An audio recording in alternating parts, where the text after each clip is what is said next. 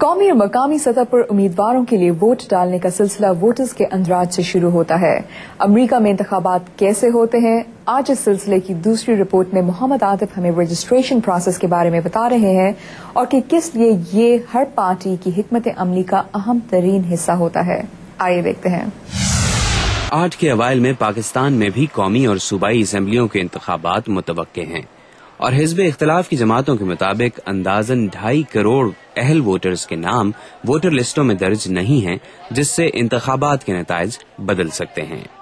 फारूक हसनात Washington के एक think tank से मुंसलिक हैं और मारूफ तज्जियाकार हैं। पाकिस्तान में इसलिए ये होता है कि एक तो पॉलिटिकल पार्टीज डेवलप नहीं हैं, ऑर्गेनाइज नहीं हैं।